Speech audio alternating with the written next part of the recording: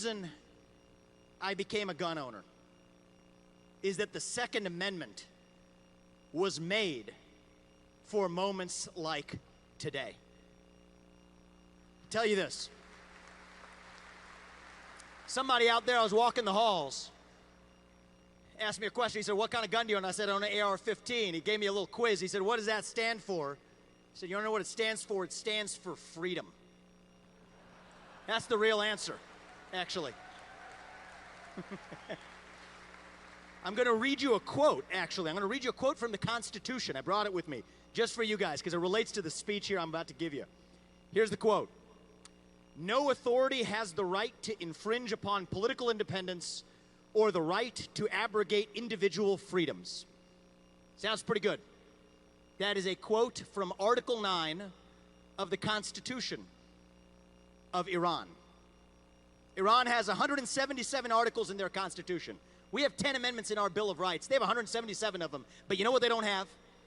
They don't have a Second Amendment, which means you don't get any of those out of 177 either. They ban their citizens from owning guns. That's how it works in Iran. That's not just an exception. Let me read you a quote from a different constitution of a different nation. "The unlawful detention or deprivation of freedom is prohibited. The unlawful search of persons of citizens is prohibited." Too bad that's from the Constitution of China, which will tell you that they offer the same freedoms they do here in the United States. But you know what the difference is? In China, they don't have a Second Amendment. They ban their citizens from owning a gun. That is what makes America's Bill of Rights a reality rather than just an American dream. It is the fact that we have a Second Amendment that gives teeth to every one of the other amendments in that Constitution. Even we haven't been perfect in this country. I want you to raise your hand if you know when the first anti-gun laws were passed in this country. Raise your hand if you do. 1865. You want to know when it happened? We fought a civil war in this country to give black Americans the equal protection under the law that we failed to secure them in 1776. But then you want to know what happened? Southern states passed anti-gun laws that stopped black people from owning guns. The Democrat Party, then as in now, wanted to put them back in chains. That's exactly what they wanted to do. That is how you got Jim Crow. That is how you got to Martin Luther King Jr. being denied his concealed carry permit wrongly by J. Edgar Hoover's FBI, just as the FBI today politicizes its behavior against its political opponents today. That is not right. That is not America. And you want to know who fixed that problem? It's you all, actually, who fixed that problem. The NRA is the one that got the job done by securing the rights of black Americans to own guns, that trained black Americans in this country to own guns. It was the NRA that got that done. And as a first-generation American with brown skin myself, let me tell you, thank you for what you did, because I grew up in this country in the 1990s where we enjoyed the freedoms that the Second Amendment secured. That's the other freedoms in the Bill of Rights. That's the America I know. Thank you.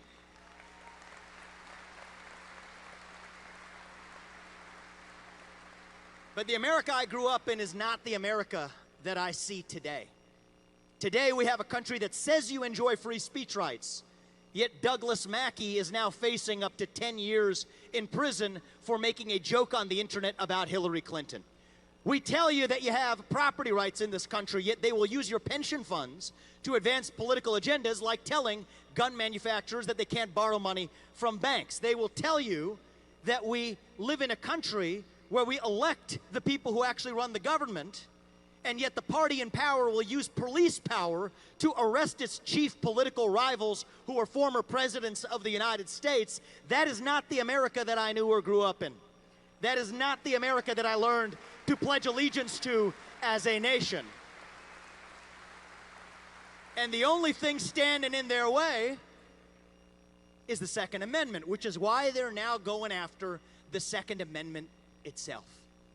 They tell you that now if you own a pistol brace, you got to be effectively added to a gun registry. They'll tell you they want to pressure credit card companies to track transactions to add you to that same federal gun registry.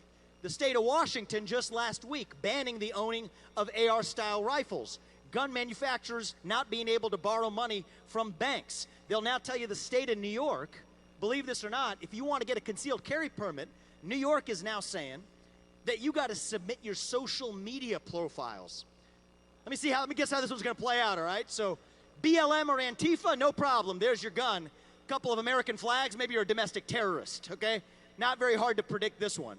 And isn't it funny that it's the very states and cities that will tell you they want to defund the police and clear the jails that'll also be the ones that stop you from actually defending yourself against the crime that their policies create.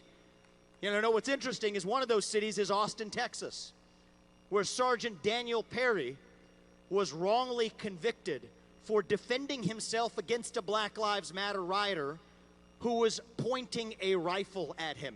Self-defense is not a crime in this country, and I stand with Governor Greg Abbott in making sure that he receives a pardon as he is due. Thank you. The Second Amendment is our last line of defense, and you want to know who knew that?